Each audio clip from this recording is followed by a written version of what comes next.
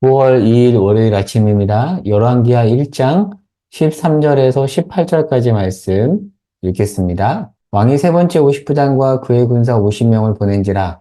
셋째 50부장이 올라가서 엘리야 앞에 이르러 그의 무릎을 꿇어 엎드려 간구하여 이르되 하나님의 사람이여 원하건대 나의 생명과 당신의 종인 이 50명의 생명을 당신은 귀히 보소서. 불이 하늘에서 내려와 전번에 50부장 둘과 그의 군사 50명을 살랐거니와 나의 생명을 당신은 귀히 보소서 하매 여호와의 사자가 엘리야에게 이르되 너는 그를 두려워하지 말고 함께 내려가라 하신지라.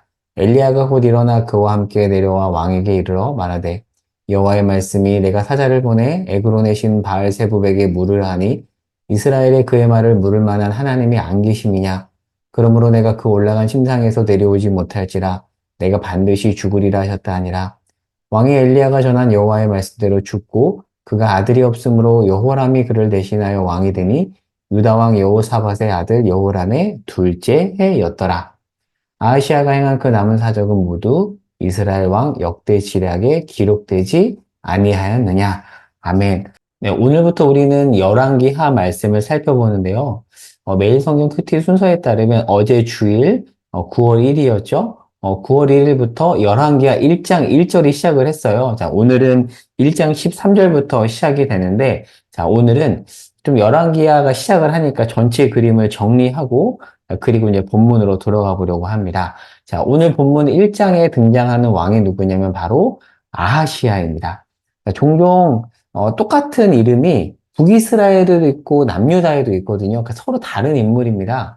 여호람도 그렇고요. 아하시야도 그렇습니다. 북이스라엘에도 있고 남유다에도 있습니다. 이게 착각하시면 안 돼요. 자, 지금 등장하는 왕은 북이스라엘의 아하시아인데 아하시아는 시대의 악인인 아합과 그리고 그의 부인 이세벨. 이세벨은 누군지 아시죠? 시돈 왕 엣바알, 그러니까 바알 숭배를 북이스라엘에 공식적으로 들여왔던 그 이세벨 공주, 공주란 이름을 붙이기도 그런데 그 이세벨 공주와 아합이 결혼해서 낳은 아들이에요. 그러니까 참 이것만 봐도 이들이 별로 좋은 인물이 아니라는 것을 알 수가 있죠. 자, 그런데 열왕기하 1장은 바로 이 아하시아, 아합의 아들인 아하시아가 죽는 내용입니다. 자, 내용 이해를 위해서 조금 더 큰 관점으로 열왕기하 전체 내용을 살피면서 본문으로 이제 들어가 보도록 할 텐데요. 자, 무대는 북이스라엘입니다. 남유다가 아니고 지금 북이스라엘인데, 자, 북이스라엘의 초대왕이 누구죠? 바로 솔로몬의 신하, 그러니까 솔로몬의 공사 감독관이었던 여로보암 1세가 북이스라엘의 초대왕이에요. 이제 그가 열지파를 데리고 나라를 나눠버리잖아요. 자, 그런데 여로보암 1세가 BC 930년부터 통치를 하기 시작합니다.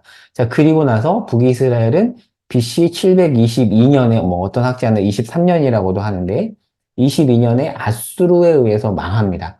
대략 한 210년 정도 북이스라엘이 이렇게 분단된 채로 존속을 했었는데 이때 북이스라엘에는 19명의 왕이 있고요. 왕조가 무려 9번이나 바뀝니다. 왕조가 9번이나 바뀌었다는 것은 무엇을 의미할까요?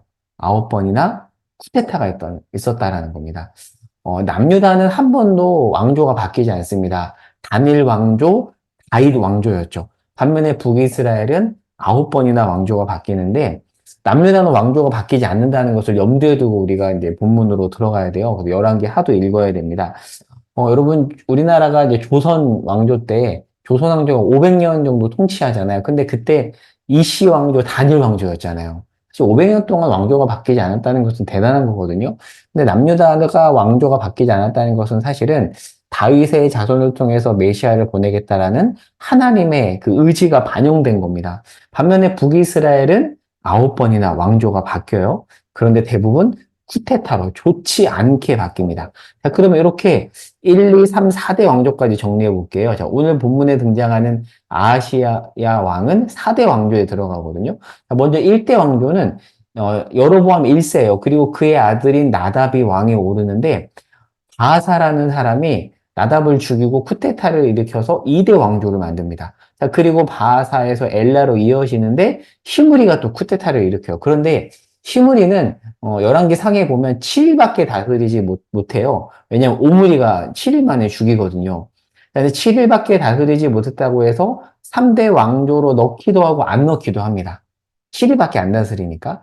그렇게 보면 오므리 왕조는 3대 왕조라고도 할 수도 있고 4대 왕조라고도 할 수 있는데 저는 그냥 4대 왕조라고 할게요. 자, 오므리가 시므리를 무찌르고 4대 왕조를 시작을 하는데 이 오므리의 아들이 아합이에요.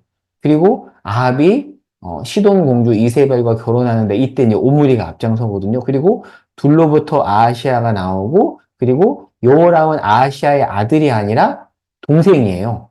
동생입니다. 아하시아에게는 아들이 없었거든요. 자, 이렇게 정리해 보면 자, 아하시아는 4대 오므리 왕조고요. 희대의 악인 아합의 아들입니다. 자, 왕조를 통해서 조금 더 오늘 본문의 배경을 좀 살펴보도록 하겠습니다. 자, 지금 아하시아 왕 때는 오므리 왕조 통치기 때인데 자, 이때 북이스라엘은 굉장히 영적으로 피폐했습니다.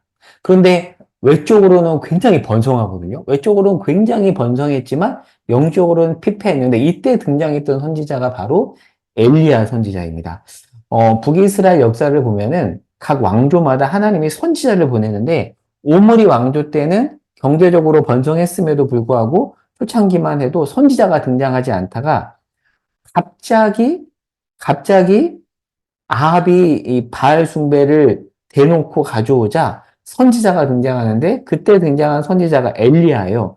그런데 이 열왕기 상하에 보면 엘리야를 보통 디셉 사람 엘리야라고 하거든요. 그런데 엘리야가 등장할 때 장면을 보면 출신도 애매하고요. 약간 모호합니다. 그러니까 약간 갑분싸? 갑자기 분위기가 싸해지면서 갑자기 등장하는 그런 느낌이에요. 무엇을 의미할까요? 그러니까 위기 시대 때 하나님께서 갑자기 엘리야를 등장시키는 겁니다. 그러니까 엘리야가 갑자기 등장했다는 것은 오므리 왕조 때 북이스라엘이 외적으로는 번성했지만 영적으로 굉장히 암흑기였다라는 것을 보여줍니다. 그러니까 우리 예상을 뛰어넘는 하나님의 개입이 엘리야의 등장이라고 볼 수 있죠. 자, 그런데 제가 반복해서 말하지만 오므리 왕조 때는 외적으로 굉장히 번영기를 누립니다. 왜냐하면 이 오므리 왕이 아들을 시돈 공주하고 정략 결혼을 시키거든요. 두로와 시돈은 굉장히 번성했던 무역업으로 돈을 많이 벌었던 페니키아예요. 그들과 정략 결혼을 함으로써 무역 수입을 굉장히 많이 벌어들이고요. 자, 그리고 여러분 1장 1절을 볼까요? 자, 1장 1절에 보면 이렇게 시작을 하잖아요. 아합이 죽은 후에 누가 배반했대요? 모압이 배반했다라고 했는데 아합이 죽기 전까지만 해도 모압이 계속해서 오므리 왕조에게 조공을 바쳤습니다. 계속 조공을 그래서 받았던 나라가 북이스라엘이니까 북이스라엘이 얼마나 부유한 나라였다라는 것을 알 수가 있습니다. 그리고 일반 역사의 자료에 보면 그 무서운 제국인 아시리아가 이 오므리 왕조의 막강한 군사력을 두려워했을 정도였대요. 그리고 이 오므리 왕조 때 수도를 사마리아로 세우거든요. 그리고 이 그림이 뭔지 아세요? 상하궁입니다. 상하로 궁을 만들 정도로 굉장히 번성했던, 부를 자랑했던 그런 나라가 북이스라엘이었는데 그때 통치했던 자가 바로 오므리 왕조. 하지만 영적으로는 가장 피폐했던 시기이죠. 자, 그런데 결국 그 오므리의 아들인 아합이 죽는데 아합의 죽음에 대한 내용은 열왕기 상 22장에 나와요. 자, 그런데 이 아합이 몇 년을 통치하냐면 22년을 통치합니다. 그가 어떻게 죽는지가 열왕기상 22장에 나오는데 1장 1절이 아합이 죽은 후라고 나오잖아요. 그러니까 지금 아합이 죽은 겁니다. 그 번영기를 구가했던 오므리의 아들인 아합이 죽은 거예요. 자, 그리고 아합이 죽자 1장 1절에 모압이 배반을 했죠. 자, 그리고 아합의 아들인 아하시아가 1장 2절에 볼까요? 난간에서 떨어져 병이 듭니다. 그러니까 지금 3중 위기, 뭐 제가 2중 위기라고 썼는데 뭐 3중 위기라고도 볼 수 있죠. 아합이 죽고 아하시아가 병이 들고 모압이 배반한 것까지 포함하면 3중 위기가 찾아온 겁니다. 그러면 그 위기는 하나님께서 왜 주신 걸까요? 그 위기를 통해서 하나님을 찾으라는 거예요. 그런데 아하시아가 어떻게 한지 아세요? 자, 1장 2절을 볼게요. 아하시아가 사마리아에 있는 그의 다락 난간에서 떨어져 병들매 사자를 보내며 그들에게 이르되 가서 에그론의 신 바알세붑에게 이 병이 낫겠나 물어보라 하더라. 하나님을 찾지 않습니다. 하나님을 찾아야 되죠. 근데 이때 1장 3절 이후에 보면은 선지자 엘리야가 아하시아가 죽을 것이라고 죽음을 예고합니다. 누구의 죽음이요? 아하시아가 죽을 것이다라고 엘리야의 죽음 예고가 그러니까 엘리야가 죽는다라는 게 아니라 엘리야의 아하시아 죽음 예고가 1장 3절 이후에 등장을 하거든요. 그러니까 그 말을 들은 아하시아가 화딱지가 나는 거예요. 나 죽는다고 지금 선지자가 감히 나한테 예언을 해? 엄청난 번성기를 구가했던 나 아합의 아들이야. 근데 어디 감히 듣도 보지도 못했던 선지자라는 자가 내가 죽는다라고 말을 해. 자, 그러면서 군인과 여러 그 군인들을 모아서 엘리야를 체포하러 갑니다. 그런데 결국 제대로 잡지 못하잖아요. 자, 그런데 결국 오늘 본문 1장 13절 이후에 보면 엘리야와 아하시아가 둘이 만나게 됩니다. 다음 컷을 볼게요. 자, 그리고 만났는데 사실 그 만남도 아시아에게는 기회였어요. 돌이킬 기회였는데 끝까지 돌이키지 않고 아시아는 엘리야의 예언대로 죽음을 맞이합니다. 자, 오늘 큐티 본문이 1장 17절을 볼게요. 자, 아시아가 이제 죽었어요. 자, 1장 17절. 이 왕은 아시아입니다. 아시아가 엘리야가 전한 여호와의 말씀대로 죽고 그가 아들이 없으므로. 자, 이 밑줄 한번 그어보세요. 아들이 없으므로 누가 왕이 됐대요? 여호람. 여기서 말하는 여호람은 남유다의 여호람이 아니라 북이스라엘의 여호람이에요. 헷갈리면 안 됩니다.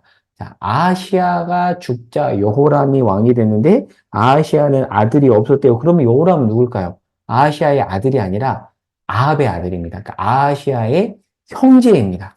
자, 그렇게 여호람이 왕이 되는데 여호람의 엄마가 이세벨이거든요. 자, 그런데 이게 중요합니다.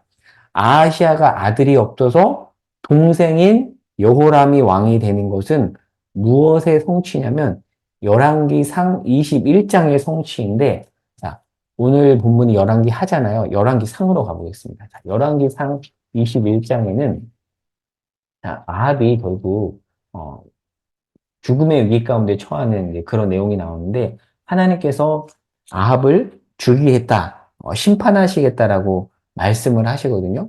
자, 그런데 이 아합이 그 심판 예언을 듣고 갑자기 회개를 해요. 자, 그렇게 회개를 하자. 자, 열왕기상 21장 제가 적어놨죠? 27절에서 29절을 보겠습니다. 세 구절 읽어볼게요. 아합이 이 모든 말씀을 들을 때 그의 옷을 찢고 굵은 배로 몸을 동이고 금식하고 굵은 배에 누우며 또 풀이 죽어 다니더라. 여호와의 말씀이 디뎁 사람 엘리야에게 임하여 이르시되 아합이 내 앞에서 겸비함을 내가 보느냐 그가 내 앞에서 겸비함으로 내가 재앙을 저의 시대에는 내리지 아니하고 그 아들의 시대에야 그의 집에 재앙을 내리리라 하셨더라라고 되어 있습니다. 그러니까 여러분 이제 이해가 되시죠? 그러니까 어, 아시아에게 아들이 없었다라는 것은 이 심판은 결국에는 실현이 됨을 의미해요. 그러니까 오므리 왕제가 4대 왕조라고 했잖아요. 오므리 왕조는 오므리, 아합, 그다음에 아하시아, 여호람으로 이어지는데 여호람에서 오므리 왕조는 끝이 납니다. 그러니까 아합이 회개를 해서 하나님께서 기회를 주심으로써 자비를 베품으로써 어, 아합의 때는 결국에는 왕조가 끝나지 않겠지만 그의 아들의 때는 끝나겠다라고 오래전에 예언을 했고 그 예언이 성취되는 그 장면을 우리는 오늘 본문에서 확인해 볼 수 있습니다. 그래서 오늘 본문을 이해하기 위해서는 이렇게 열왕기 상과 전체 그림을 그려야 합니다. 그래서 지금 이 내용을 복잡하게 제가 설명을 했죠. 자, 이제 오늘 말씀을 정리하고 적용해 보겠습니다. 우리가 계속 열왕기 하를 통해서 자세히 살펴보겠지만 북이스라엘은 오므리 왕조 때 엄청나게 외적으로 번성기를 구가하고요. 그리고 오므리 왕조 이후에 5대 왕조가 예후 왕조인데 예후 왕조 때 여로보암 2세 왕이 등장하거든요. 요나 선지자가 활동했을 때 그 왕입니다. 이 여로보암 2세 때도 엄청나게 외적으로 번성을 해요. 경제적으로, 군사적으로 우위를 확보하는데, 자, 최고의 외적 번성기잖아요. 자, 그런데 이때 활동한 선지자들이 있습니다. 오므리 왕조 때 활동했던 선지자가 엘리야, 엘리사고요. 여로보암 2세 때 활동한 선지자가 여러분 누군지 아세요? 우리가 11월과 12월에 호세아하고 아모스를 살펴볼 거거든요. 호세아와 아모스 선지자가 바로 최고의 외적 번성기를 누렸던 또 다른 왕 여로보암 2세 때 활동했던 선지자입니다. 자, 이때 호세아와 아모스가 활동했다는 것은 무엇을 의미할까요? 외적으로는 완성했지만 영적으로 급격하게 추락했던 시기라는 것을 우리에게 보여주고 있습니다. 그런데 이런 의문이 들어요. 아합 나쁘잖아요. 희대의 악인입니다. 그런데 아합이 무려 22년을 통치합니다. 북이스라엘의 3대 왕조를 구가했던 7일 천하. 구가라는 표현도 참 안 맞을 수 있겠네요. 시므리는 7일 만에 통치가 끝나는데 왜 하나님은 희대의 악인 아합에게 22년이나 통치 기간을 허락하신 걸까? 이때가 영적으로 굉장히 암흑기였잖아요. 왜 하나님은 이렇게 하신 걸까요? 여러분, 오므리 왕조는 오므리 왕조의 1대 왕이었던 오므리가 885년에 왕에 오르고 마지막 여호람, 오늘 본문에 나오는 여호람이 841년까지 활동하니까 오므리 왕조 때 44년을 다스리거든요. 왜 하나님은 그 악한 오므리 왕조에게 44년 그리고 아합에게 22년의 시간을 주셨는가? 자, 2번을 통해서 정리해 보겠습니다. 하나님이 아합에게 기회를 주신 것입니다. 우리가 열왕기 상에서도 봤잖아요. 22장에서. 하나님은 아합이 회개하기를 원하시고요. 악인이 돌이키는 것을 기뻐하세요. 그래서 이들이 돌이키도록 하나님이 긴 기회를 주신 겁니다. 그러니까 하나님은 지금도 악인들에게 계속 기회를 주시면서 회개하라고 하세요. 그러면서 때로는 긴 시간을 허락하십니다. 하지만 결국 돌이키지 않죠. 하나님은 어떤 분이신가? 악인에게도 회개의 기회를 주신 분이십니다. 자, 그리고 두 번째, 외적 번영이 여러분 꼭 나쁜 건 아니잖아요. 그렇죠. 우리가 돈을 많이 갖는 거, 부자로 사는 게 나쁜 건 아닙니다. 그러나 여로보암 2세도 그렇고요. 오므리 왕조도 우리가 보면 이 외적 번영이 꼭 좋은 것만도 아닌 것 같아요. 나쁜 것도 아니지만 좋은 것만도 아닌 것 같습니다. 그럼 우리는 이걸 통해서 뭐를 생각해 봐야 되냐면 외적 번영이 나쁜 건 아니지만 오므리 왕조의 외적 번영은 이들을 어디로 이끌었냐면 영적 나락의 길로 이끌었다라는 거. 그 자체가 나쁜 건 아니지만 오므리 왕조와 또 다른 최고의 항공기를 보냈던 여로보암 2세가 그 전성기 때 영적으로 나락에 떨어진 그 모습을 통해서 우리는 우리의 모습을 돌아볼 수 있어야 된다고 생각을 해요. 그래서 이 내용을 어떻게 적용해 볼 수 있냐면 우리 사회, 그다음에 우리 교회, 가정, 또 우리 개인, 외적 번영이 주어졌을 때 우리는 어떻게 살아가고 있는가? 어떻게 영적으로 반응하며 나가고 있는가?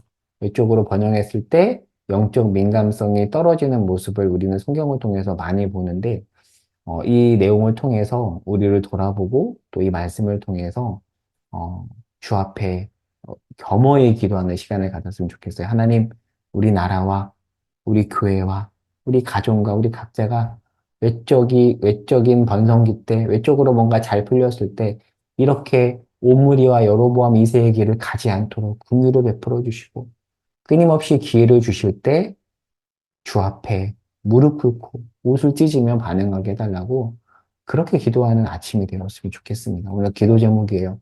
어느 때이든 부할 때든 가난할 때든 언제든 하나님만 바라보게 하소서.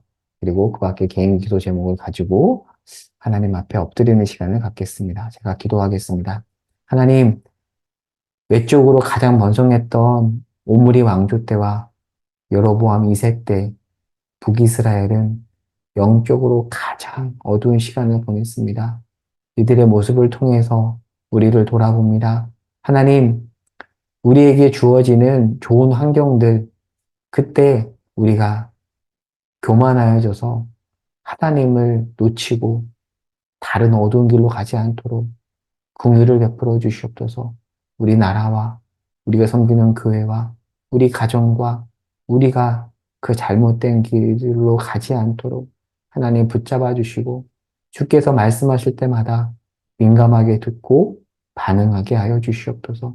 오늘 하루도 주 앞에 민감하게 반응하며 살아가기를 소망합니다. 은혜를 내려주시고 말씀하여 주시옵소서. 듣고 순종하겠나이다. 예수님의 이름으로 기도합니다. 아멘.